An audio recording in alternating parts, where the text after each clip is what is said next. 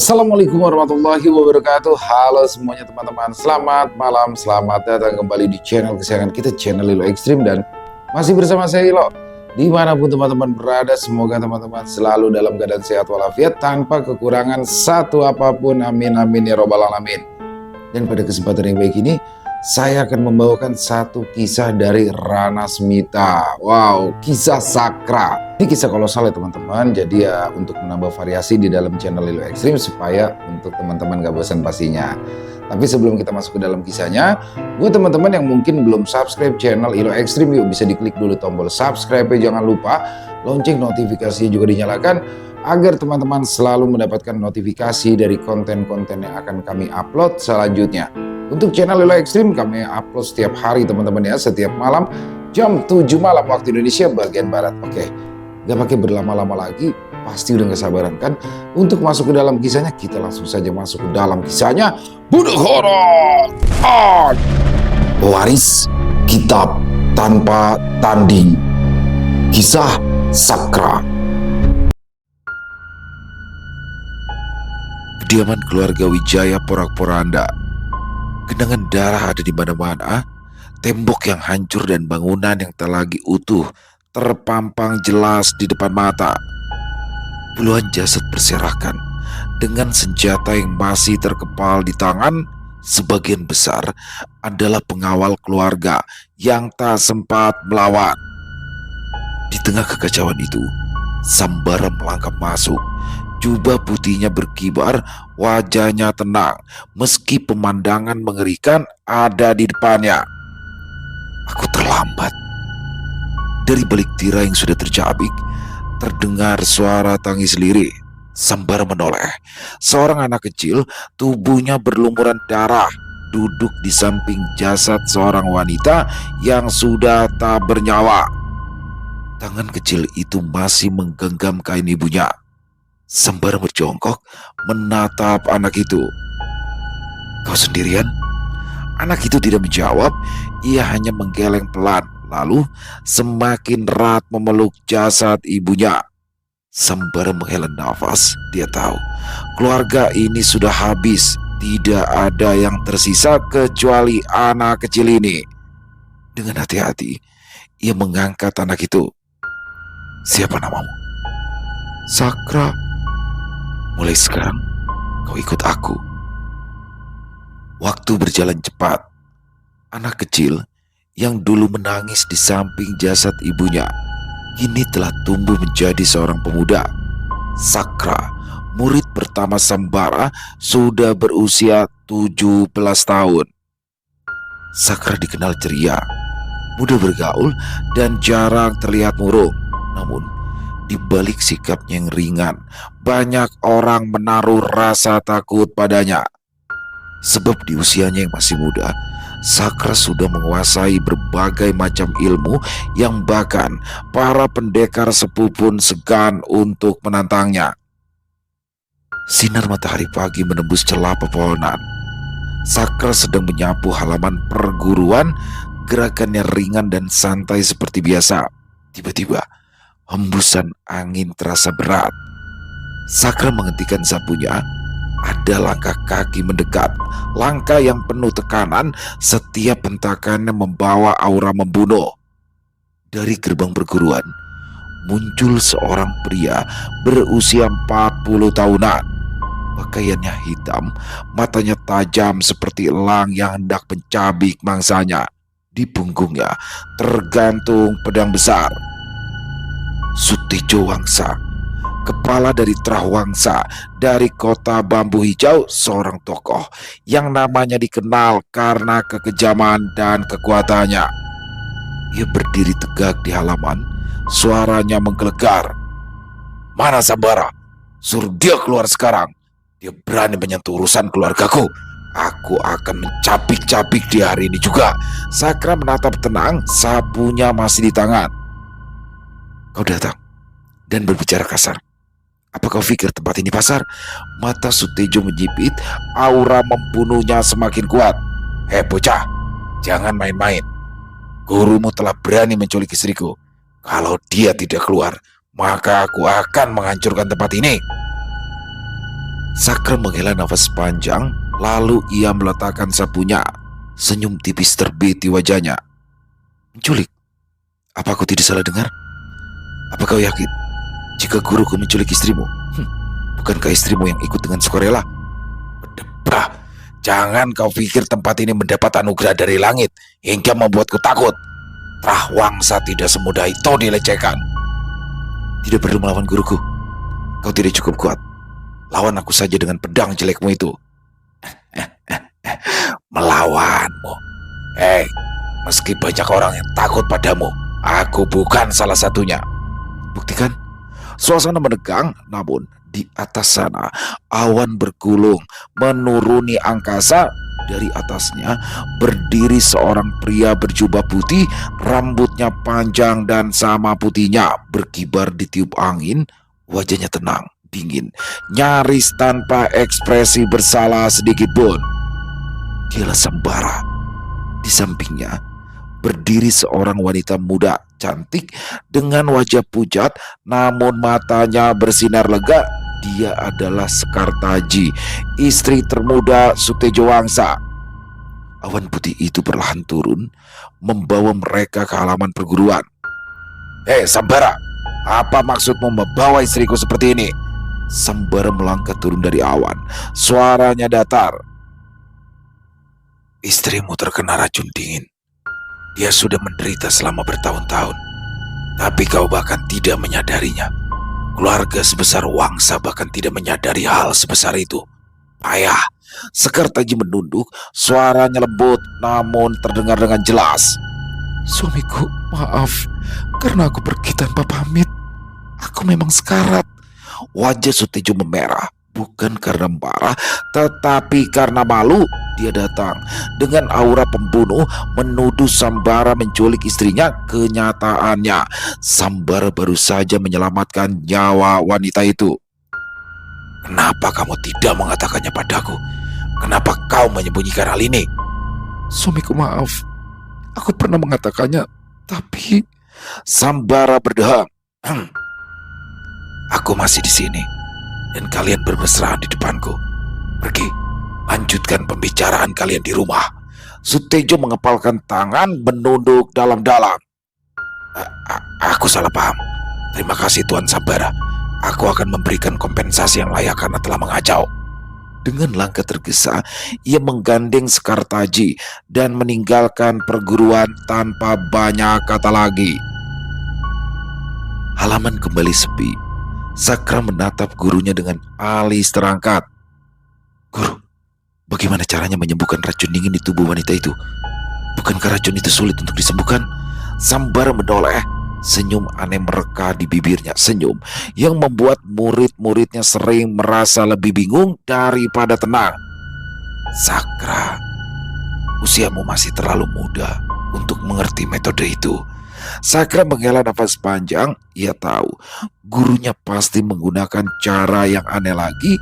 Seperti biasa, jawaban dari Sambara lebih banyak meninggalkan penjelasan daripada memberi kejelasan. Apakah metode ini sangat rahasia? Ya, sudahlah. Kau juga akan tahu sendiri nantinya. Sambara berjalan dengan santai, namun belum jauh dia melangkah, dia berhenti dan menoleh ke arah Sakra.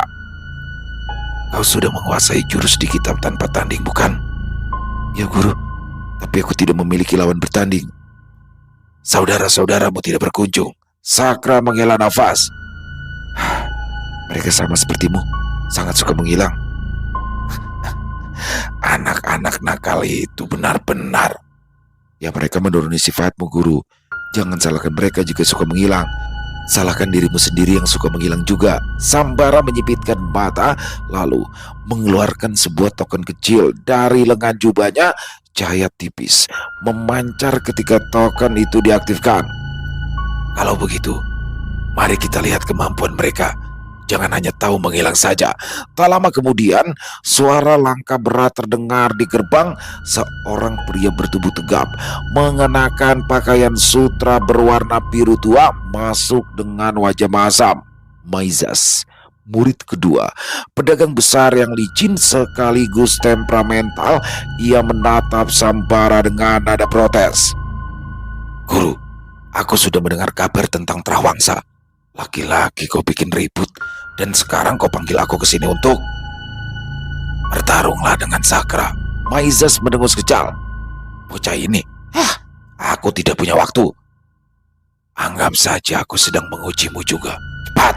Sakra tersenyum lebar. Dia pasti ingin menghindar karena tidak punya waktu berlatih. Tutup mulutmu. Mau tak mau, Maizas melangkah ke tengah halaman. Ia menatap Sakra, wajahnya meremehkan. Baik, jangan menyesal kalau aku membuatmu cedera, bocah. Sakra hanya tersenyum santai. Mari kita coba. Begitu isyarat diberikan, Maizas langsung maju dengan tinju berat mengandalkan tenaga murni. Namun sebelum pukulannya mengenai, tubuhnya terhuyung. Sakra bergerak cepat, langkahnya ringan, hampir tak terlihat. Satu gerakan, pukulan balik menghantam bahu Maizas, membuatnya mundur. Maizas mencoba menyerang lagi dengan teknik yang berbeda. Kali ini menggunakan jurus harimau meraung. Gerakannya lincah dan setiap serangannya begitu tajam. Sakra membalik arah serangan, menekuk pergelangan lawannya dengan mudah. Wajah Maizas merah. Ia mengerahkan tenaga penuh untuk serangan pamungkas. Namun dalam sekejap, Sakra mengunci gerakannya. Sebuah hentakan ke dada membuat Maizas jatuh terduduk, terengah-engah, tak mampu melanjutkan. Payah. Sudah tua tapi masih payah. Diam kau. Kau memiliki waktu untuk berlatih serius. Aku harus bepergian mengurus klan. Ini tidak adil. Sakra berdiri tegak tanpa sedikit pun keringat yang menetes. Itu hanya alasanmu. Setiap kali kalah hanya membuat alasan. Sekali menang pasti merayakan berlebihan. Sementara Maizas memandang ke atas dengan wajah terkejut sekaligus malu. Sambara menatap hasil itu tanpa ekspresi, lalu tersenyum tipis. 3 gerakan saja sudah cukup. Sakra, kau memang muridku. Sakra menunduk hormat. Maizas hanya bisa menggertakkan gigi. Dia kesal karena dipermalukan. Aku juga muridmu, guru. Jangan pilih kasih pada Sakra. Kau terus memberikan kitab-kitab terbaik pada dia, tapi terus mengabaikanku. Guru, kau harus memberikanku kitab yang baru. Yang kemarin sudah kau pelajari semuanya? Maizas setunduk malu. Ya, dia belum menguasai semuanya. Selesaikan yang kemarin. Lagi pula setelah ini Sakra akan keluar untuk berkelana. Dia akan pergi. Sambara mengangguk. Saatnya bagi dia untuk melihat dunia luar. Setelah mengalahkan Maizas, Sambara hanya memberikan satu pesan singkat kepada Sakra. Dunia di luar perguruan tidak pernah ramah. Kalau kau ingin mengerti siapa dirimu, pergilah. Tanpa banyak bicara lagi, Sambara menghilang seperti biasa. Sakra berdiri lama di halaman perguruan yang sunyi. Angin berhembus menyibakkan jubah pendekar muda itu. Hari itu juga ia melangkah meninggalkan perguruan Sapu Jagat. Di jalan, kabar ramai terdengar. Di kota akan ada pertunjukan bela diri di alun-alun besar. Banyak pendekar dan seniman bela diri dari berbagai tempat berkumpul untuk unjuk kemampuan. Sakra tersenyum kecil. Mungkin di sana aku bisa mencari lawan.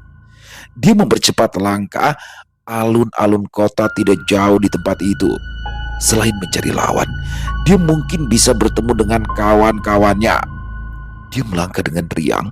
Namun, begitu sampai di alun-alun, bukan keriuhan pertunjukan yang ia dapati. Yang ada hanyalah jerit ketakutan, aroma darah yang menguar dengan tajam, dan mayat yang berserakan dengan kondisi mengenaskan. Di tengah kekacauan itu, puluhan orang bertopeng hitam bergerak cepat.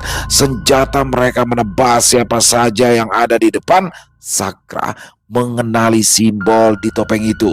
Topeng Darah, organisasi pembunuh paling kejam di negeri itu. Terkenal tak pernah meninggalkan saksi hidup. Aura membunuh memenuhi udara.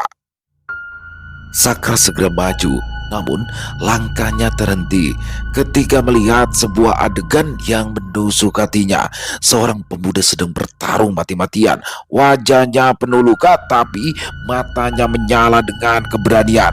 Ya, itu adalah Luhur, sahabatnya. Tak jauh darinya, seorang gadis duduk terhuyung. Tubuhnya lemah, tak mampu lagi menghindar. Salah satu anggota topeng darah melompat, pedangnya mengarah tepat ke dada gadis itu. "Awas!" teriak pemuda itu. Tanpa pikir panjang, Luhur melemparkan tubuhnya sendiri ke arah serangan. Darah muncrat, pedang menembus punggungnya hingga ujung pedang tersebut mencuat di dadanya. "Luhur!" Sakra berlari secepat mungkin, tetapi sudah terlambat. Tubuh Luhur goyah, darah mengalir deras dari dadanya. Ia menoleh, tersenyum tipis ke arah gadis itu. "Selama kau selamat, itu sudah cukup." Matanya perlahan kehilangan cahaya. Sakra berhenti, tubuhnya gemetar. Aura Sakra meledak, menghentikan pergerakan para pembunuh di sekitarnya. "Topeng darah, kalian semua tidak akan pulang dari sini." Aura Sakra meledak bagai badai, udara bergetar, debu berterbangan. "Topeng darah, kalian memilih mati." Tanpa menunggu, Sakra melesat. Gerakannya ringan, namun setiap pukulan membawa kekuatan mematikan. Satu orang bertopeng terlempar dengan dada remuk, darah muncrat ke tanah. Yang lain mencoba menusuk dari belakang, tapi Sakra berputar menghantam perutnya dengan siku, lalu mematahkan lehernya dalam sekali gerak. Krak! Jerit kematian terdengar dari segala arah. Namun jumlah mereka banyak, lebih dari 20 orang. Dua pedang sempat menggores lengannya, darah hangat menetes dari kulitnya. "Lari!" Sakra menatap mereka dengan tatapan yang tajam penuh amarah. "Kalian tidak pantas hidup." Dengan tenaga terakhir, ia melompat tinggi. Cakra di tubuhnya berputar, memancarkan cahaya biru keperakan. Sebuah jurus dari kitab tanpa tanding menghantam tanah. Ledakan besar membuat tanah terbelah. Banyak anggota topeng darah terpental, tulang mereka patah, dan tubuh hancur. Sisanya panik, melemparkan bom asap lalu kabur ke arah hutan. Sakra hendak mengejar, namun langkahnya terhenti. Matanya terarah pada tubuh Luhur yang bersimbah darah di tanah. "Luhur!" Menggunakan sisa tenaganya, Luhur menggenggam tangan Sakra. "Tolong, tolong jaga adikku." "Tidak, tidak Luhur, bertahanlah. Aku akan membawamu ke tabib." Luhur tersenyum samar, darah mengalir di bibirnya. "Tidak, tidak usah. Waktuku sudah habis." Sakra menggenggam tangannya erat, matanya berkaca-kaca. "Tidak, tidak, jangan bicara seperti itu. Kau akan sembuh. Percaya padaku, kau bisa sembuh. Jika tidak demi diriku, maka hiduplah demi adikmu." Darah kembali menyembur dari mulut Luhur. Aku ingin kau menjaga Kirana. Tolong jaga dia seperti kau menjaga persahabatan kita." Sakra mengangguk, dadanya terasa panas. "Ya, aku berjanji. Aku akan menjaganya dengan nyawaku." Senyum lega terbit di wajah Luhur. "Kalau begitu, aku akan pergi dengan tenang." Matanya perlahan tertutup, tangannya terkulai dan terlepas dari genggaman Sakra. Sakra terdiam. Keluarganya memang dibantai ketika ia kecil, tetapi ini adalah kali pertamanya dia merasakan sakit karena kehilangan. "Aku tidak akan membiarkan kau pergi sia-sia, Luhur." Hari itu, langit muram seperti berduka. Sakra berdiri di samping gundukan tanah baru. Di atasnya tergeletak sebongkah batu tanpa ukiran, hanya dikelilingi bunga pinus liar yang dipetik beberapa waktu yang lalu. Di dekat sana, sebuah pohon pinus menjulang. Angin berdesir pelan seperti menyanyikan lagu perpisahan. Disinilah Luhur dimakamkan. Tempat yang dulu sering ia datangi bersama Sakra untuk berlatih, bercanda, dan beristirahat setelah pertarungan. Kini tempat itu menjadi rumah terakhirnya. Di sisi makam, Kirana berlutut, matanya bengkak karena terlalu banyak menangis. Suara isaknya lirih namun menusuk hati. Sakra hanya diam, berdiri di sampingnya. Tidak ada kata yang cukup untuk menenangkan duka, maka ia hanya menunggu, membiarkan Kirana menumpahkan semua tangis sampai tubuhnya lelah sendirinya. Sampai akhirnya, menjelang senja, tangis Kirana mereda, tubuhnya lunglai, bahunya bergetar pelan.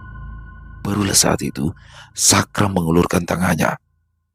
"Ayo, kita harus pergi." Kirana menoleh dengan mata merah. Dia ingin menolak, ingin terus tinggal di sisi kakaknya, namun genggaman tangan Sakra terasa hangat, membuatnya perlahan berdiri. Mereka menuju kota terdekat, lalu berhenti di sebuah penginapan sederhana. Sakra memesan 2 porsi makanan hangat.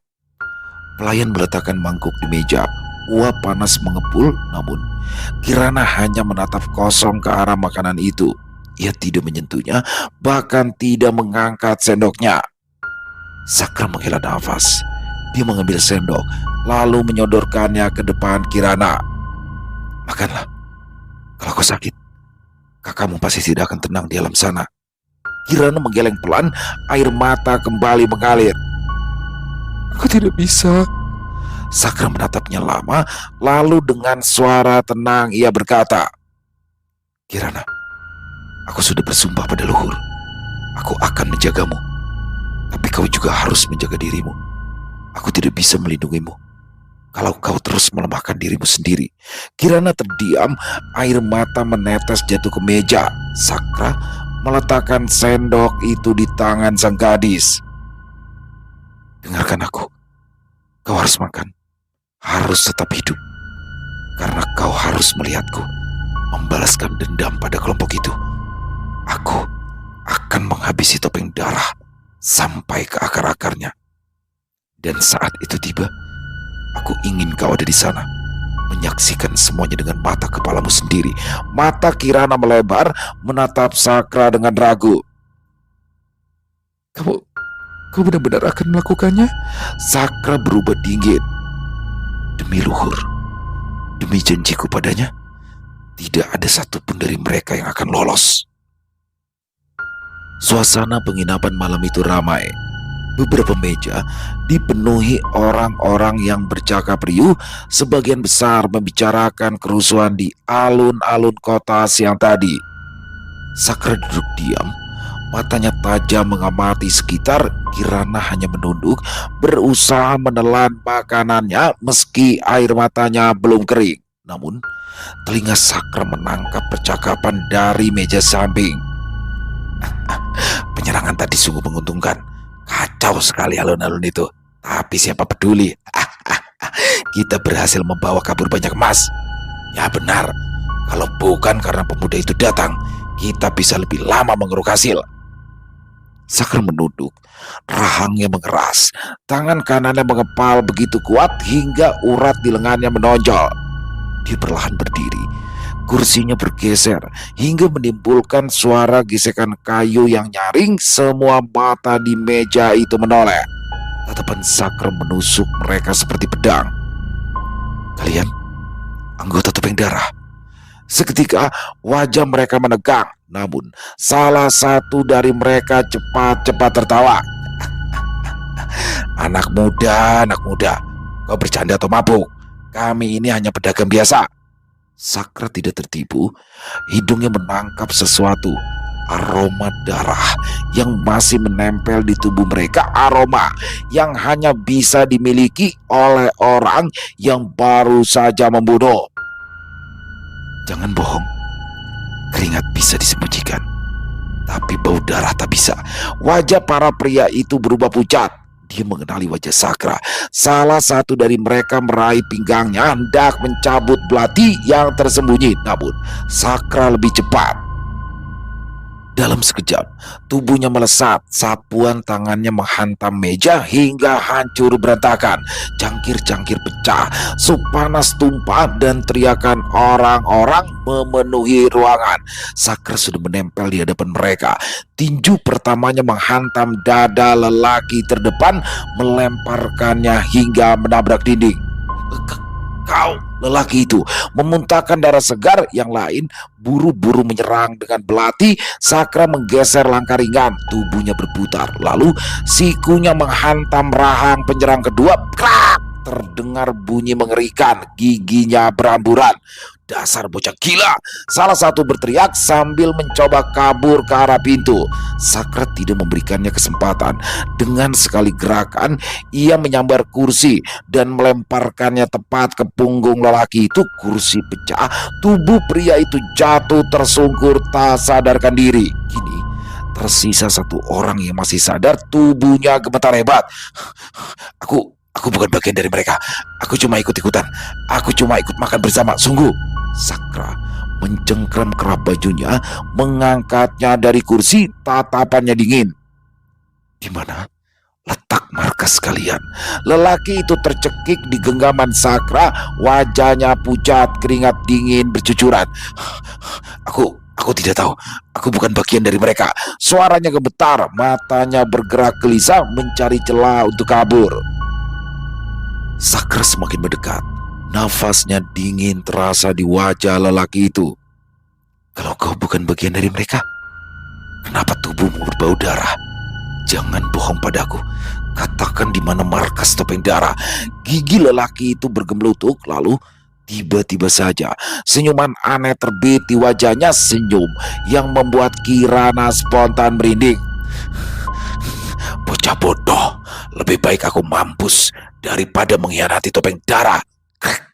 Sebelum Sakra sempat bereaksi, lelaki itu menggigit keras sesuatu yang tersembunyi di sela-sela giginya. Sekejap kemudian, busa hitam keluar dari mulutnya, tubuhnya bergetar, lalu terkulai lemas. Dia bunuh diri. Sakra menurunkan tubuh yang sudah tak bernyawa itu ke lantai, kedua matanya menyipit, rahangnya mengeras. Mereka benar-benar organisasi terkutuk. Lebih memilih mati daripada membuka mulut. Suasana penginapan menjadi kacau.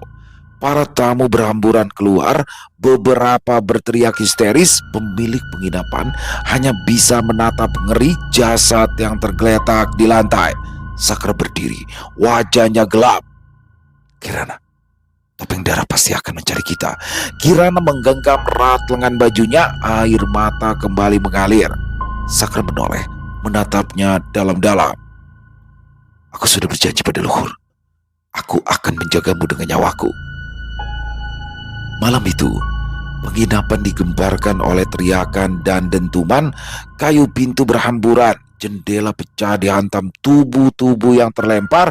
Sakra bergerak seperti bayangan. Setiap serangan musuh disambut dengan pukulan atau tendangan yang mematahkan tulang. Darah mengotori lantai, tubuh-tubuh bergelimpangan. Kirana menutup mulutnya rapat-rapat, tubuhnya bergetar, namun matanya tak sanggup lepas dari sosok Sakra yang dingin dan mengerikan saat bertarung.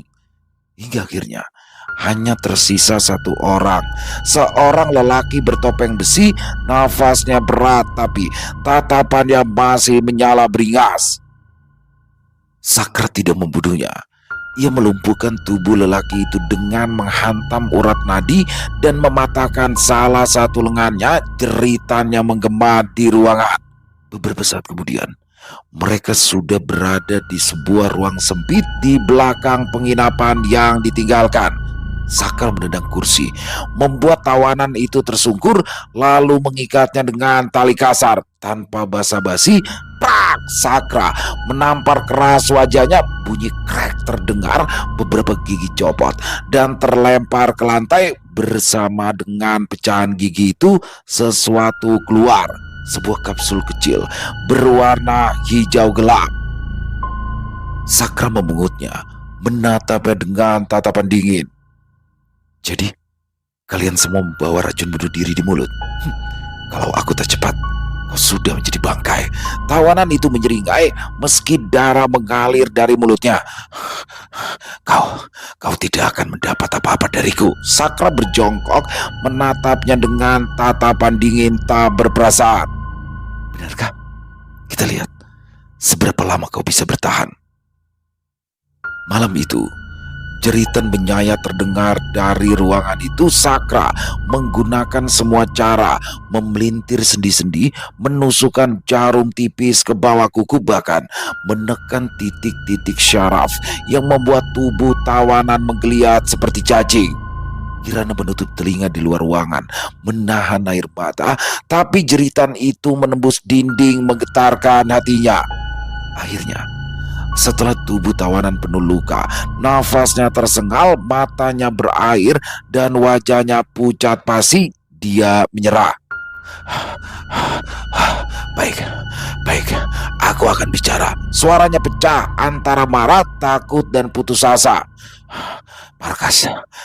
Markas topeng darah ada di balik hutan batu seribu. Di sana, di bawah tanah. Kau tidak akan keluar hidup-hidup jika masuk ke sana. Sakra berdiri menatap tawanan itu dari atas. Terima kasih atas informasinya. Tapi sayang, aku tidak butuh kau hidup lebih lama. Sakra berdiri di hadapan tawanan yang sudah sekarat. Nafas lelaki itu tersengal, darah menetes dari mulutnya, tubuhnya gemetar akibat siksaan. Tanpa ragu, Sakra menjulurkan tangannya, menggenggam tengkuk tawanan itu, jari-jarinya menekan kuat. Crack! Lelaki itu sempat berteriak, tapi suaranya terhenti mendadak ketika Sakra meremas lebih keras. Sekejap kemudian, suara tulang belakang yang patah terdengar jelas. Tubuh lelaki itu merosot lemas, matanya terbuka kosong. Sakra melepaskan genggamannya, membiarkan tubuh tak bernyawa itu jatuh membentur lantai. Kirana yang berdiri di ambang pintu terisak keras. Wajahnya pucat, matanya membesar tak percaya melihat dinginnya cara Sakra mengakhiri hidup orang itu. Namun Sakra hanya menoleh sekilas. Wajahnya sama sekali tak menunjukkan penyesalan. Orang seperti ini tidak pantas hidup. Mereka membunuh anak-anak, juga wanita. Dunia tidak akan hancur jika mereka dilenyapkan. Dia mengusap tangannya dari percikan darah, lalu melangkah keluar ruangan dengan langkah yang mantap. Kirana, mulai malam ini kita akan memburu mereka. Kirana terdiam, air matanya masih mengalir, tapi dalam hatinya dia tahu Sakra benar-benar akan menepati janji pada luhur, meski jalannya akan dipenuhi darah dan dendam. Ratusan batu besar menjulang, bentuknya aneh, seolah dipahat oleh tangan raksasa. Kabut tipis menyelimuti lorong-lorong sempit di antara batu, menjadikannya seperti labirin tanpa akhir. Burung hantu sesekali terdengar, hawa dingin penusuk tulang. Kirana merapatkan selendangnya. Sakra, apa kita tidak akan tersesat di tempat ini? Sakra menatap ke depan tanpa menoleh. Guru pernah mengajarkan caranya. Batu-batu ini menipu mata, tapi tidak bisa menipu aliran nafas. Ikuti saja langkahku. Dengan tenang, Sakra berjalan, sesekali menggerakkan jemarinya, merasakan arah angin dan getaran. Kirana hanya bisa mengekori, meski jantungnya terus berdegup kencang. Setelah menembus lorong-lorong batu selama hampir setengah jam, keduanya pun tiba di hadapan sebuah tebing besar yang tak memiliki celah. Itu markas mereka. Sakra melangkah maju, menaruh telapak tangannya di dinding batu yang tampak rapat. Ia menarik nafas panjang, tenaga dalamnya bergetar dengan kuat. Hancur! Telapak tangan Sakra menghantam keras. Suara boom mengguncang seluruh hutan. Dinding batu bergetar hebat, retakan menyebar lalu pecah menjadi serpian-serpian besar.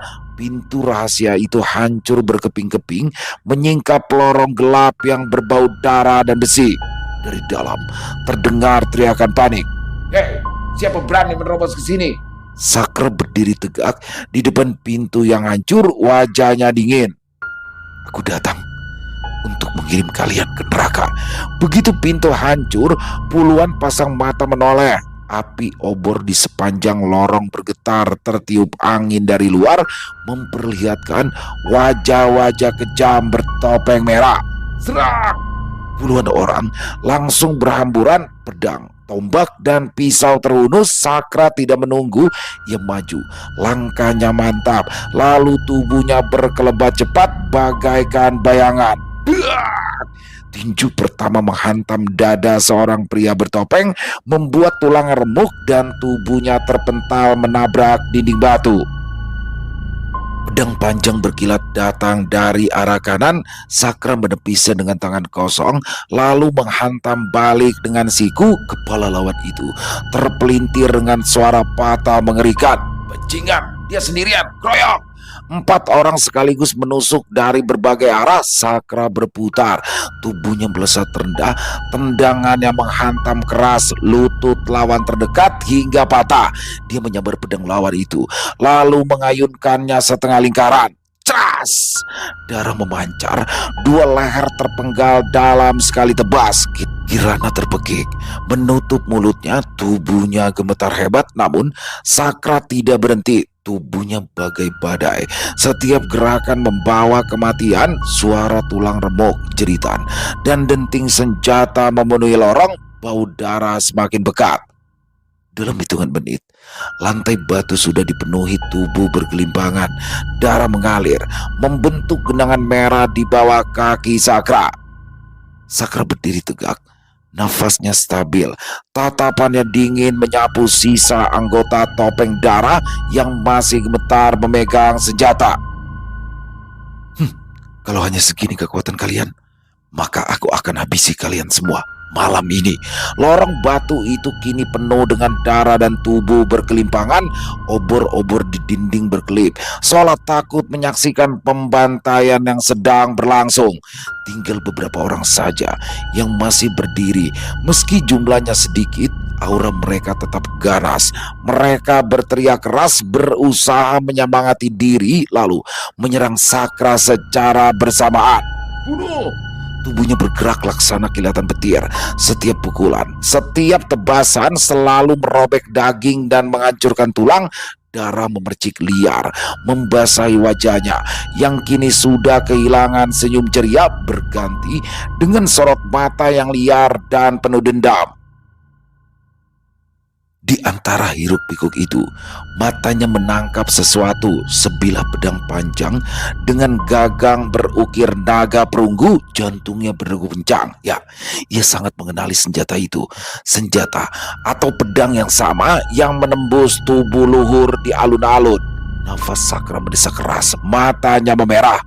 Kau... Pria bertopeng yang memegang pedang itu sempat tertegun, namun sebelum ia bisa mengelak, Sakra sudah melesat. Pukulan pertama menghantam topeng, Bak! Membuat wajah pria itu terhuyung. Tendangan berikutnya menghantam dadanya keras hingga terdengar suara tulang yang retak. Pria itu berteriak, namun terhenti ketika Sakra meraih wajahnya dan menghantamkannya ke dinding batu. Darah bercipratan, topengnya pecah, sebagian wajahnya remuk. Sakra meraung, emosi meledak-ledak. Ia menghantam lagi dan lagi. Setiap pukulan adalah dendam yang tertumbuk. Aku sudah bersumpah untuk menjaga luhur. Kau merenggutnya dariku, maka akan aku pastikan kau mati dengan cara yang paling menyakitkan. Tangan Sakra mencengkram pedang naga perunggu itu, lalu menancapkannya dalam-dalam ke dada pemiliknya. Tidak cukup sekali, ia memutarnya, membuat darah muncrat membasahi lorong. Pria itu menjerit, tubuhnya menggeliat sebelum akhirnya terkulai tanpa nyawa. Sakra berdiri dengan nafas memburu. Darah menetes dari wajah dan tangannya. Pedang itu masih tertancap di tubuh korban. Sisa anggota topeng darah menata penuh ketakutan. Bagi mereka, pemuda yang berdiri di hadapan itu bukan lagi manusia, melainkan iblis pembantai. Sisa anggota topeng darah mencoba mundur, Tubuh mereka bergetar melihat kegilaan Sakra, namun langkah mereka tak sempat jauh.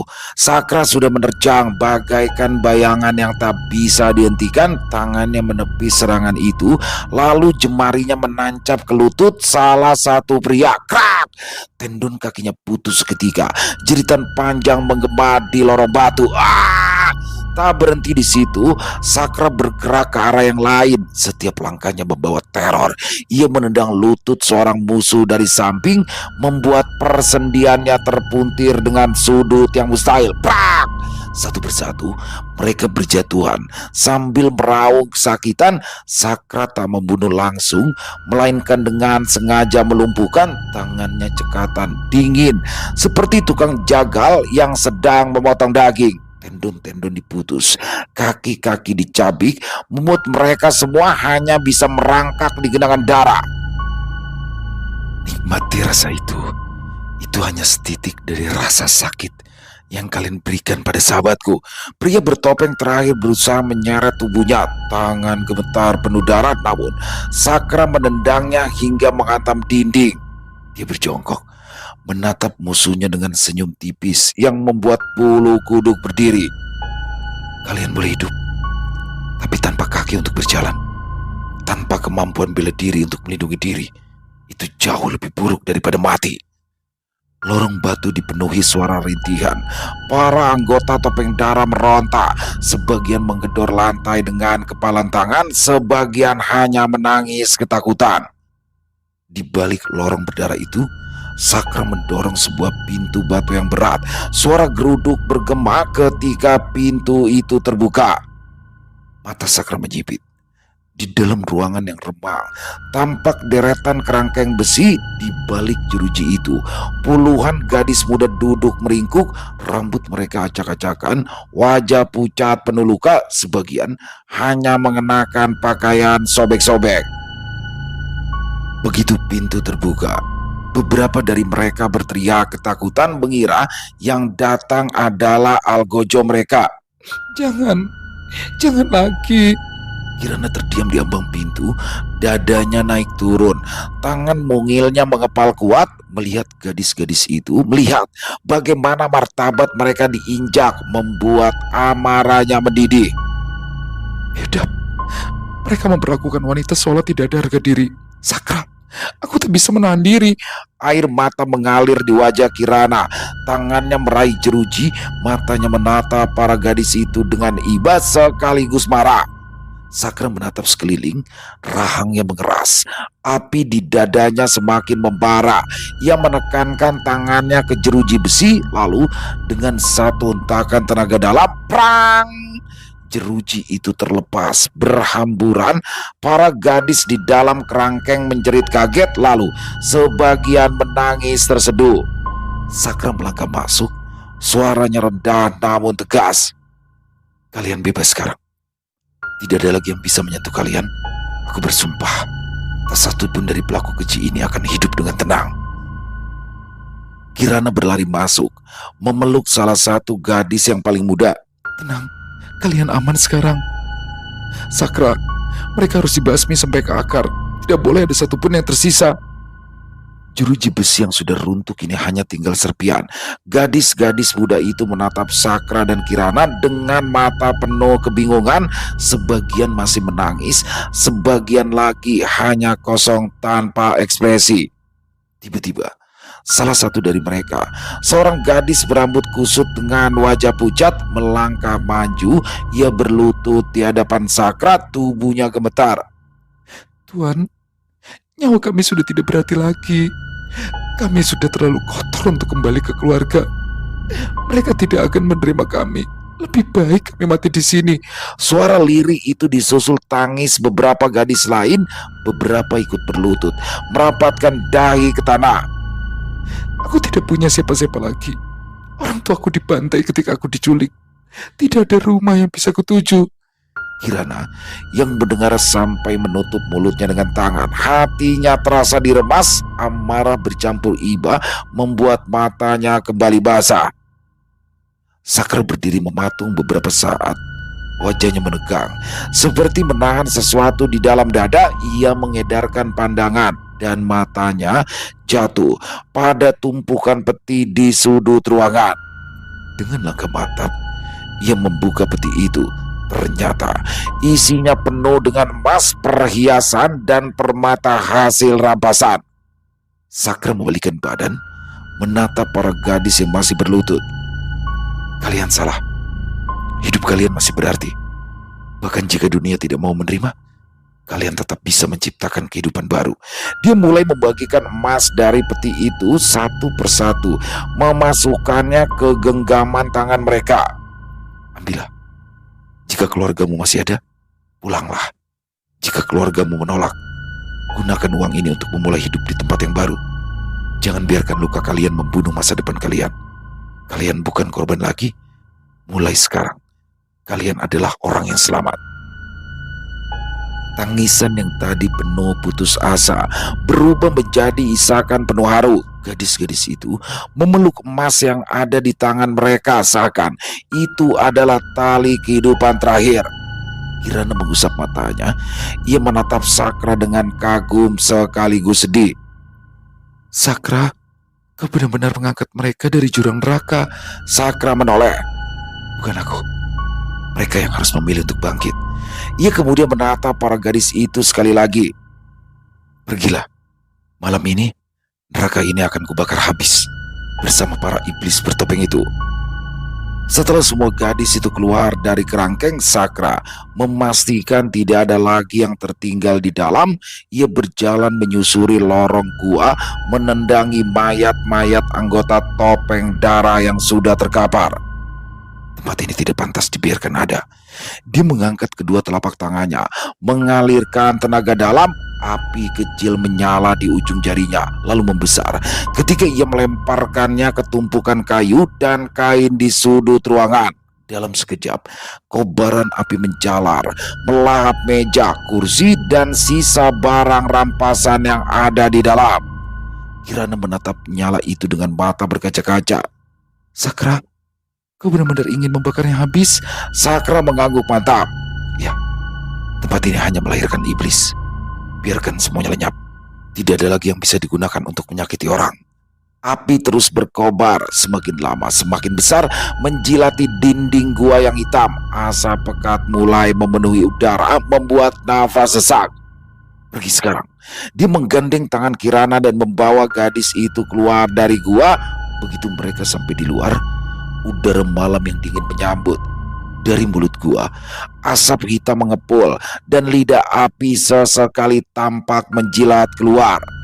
Para gadis yang selamat berdiri tak jauh dari sana. Sakra menatap mereka sekilas. Mulai sekarang, jangan pernah kembali ke sini. Anggap tempat ini sudah tidak ada. Tak lama kemudian, suara runtuhan terdengar.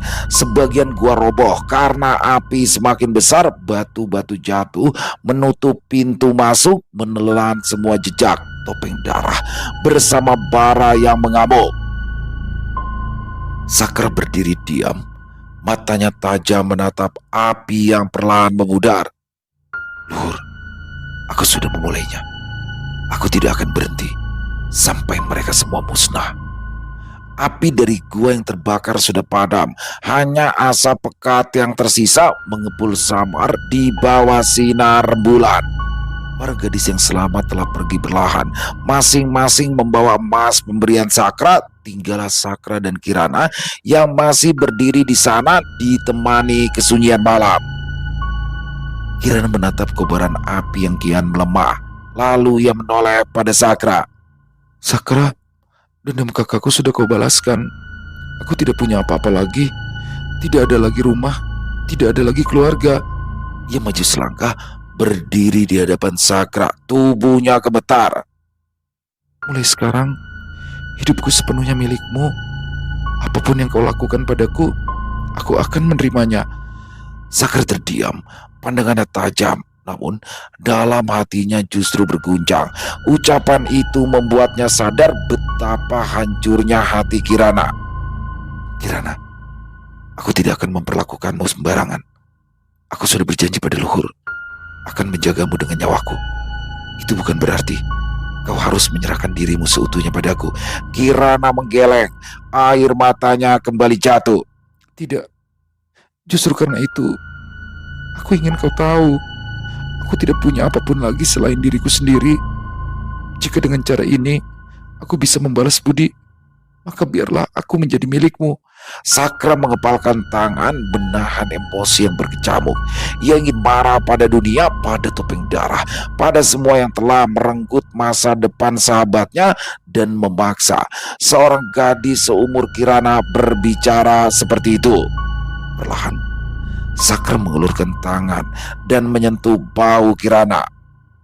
Kalau begitu, dengar baik-baik. Mulai sekarang, kau bukan lagi beban dan bukan sesuatu yang harus menebus budi.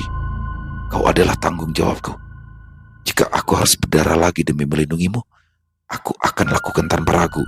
Kirana menatap wajah Sakra lama sekali sebelum akhirnya terisak di dadanya. Ia menangis keras, meluapkan semua kepedihan.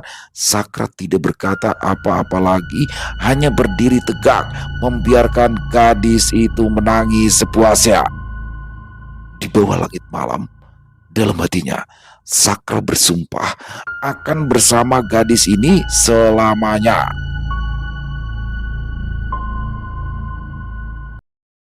Selesai. Wow, luar biasa kisah Sakra dari Rana Smita. Ini keren banget nih calon-calon idola baru nih ya, Sakra. Jadi buat teman-teman yang mungkin belum tahu Rana Smita, jadi Rana Smita ini memang khusus kolosal nih teman-teman. Dan sebelumnya di Ilo Entry sudah ada ya kisah dari Rana Smita, kisah Surya Yuda. Keren pakai banget ya teman-teman ya. Dan kali ini kisah Sakra akan kita taruh di Ilo Extreme. Semoga bisa berkelanjutan terus dan calon idola baru nih sepertinya nih Sakra dengan kesaktian yang luar biasa di umur yang masih muda sebagai pewaris kitab tanpa tanding. Wow. Ini pastinya seru banget karena di awal, di usia yang masih muda dia bisa sendirian menghancurkan gerombolan topeng darah. Pastinya makin seru nih nanti di next episode.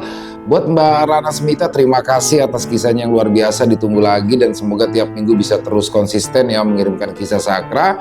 Dan semoga kisah barusan bisa menghibur teman-teman semua. Para pecinta penikmat horor misteri, lebih khususnya lagi kepada para subscriber dari channel Ilo Extreme. Buat yang punya komentar lain, yang punya pendapat lain bisa menuliskan di dalam kolom komentar ataupun hanya sekedar saling menyapa. Insya Allah kami akan menjawab satu persatu. Buat teman-teman yang suka dengan videonya bisa diklik tombol like-nya, tombol jempolnya, boleh juga dong dibantu di-share ya link videonya ini ke teman-teman yang lain agar juga ikut merasa terhibur. Dan di akhir kata saya Ilo mengucapkan permohonan maaf apabila mungkin dalam pembawaan kisahnya barusan ada kata-kata saya yang salah ataupun ada kata-kata saya mungkin yang kurang berkenan. Saya mohon dibukakan pintu maaf yang seluas-luasnya. Sampai berjumpa lagi di konten-konten kami selanjutnya yang pasti tidak kalah ngerinya, yang pasti tidak kalah seramnya. Masih bersama saya Ilo di channel Ilo Extreme. Salam sehat sukses selalu untuk kita semua. Wassalamualaikum warahmatullahi wabarakatuh.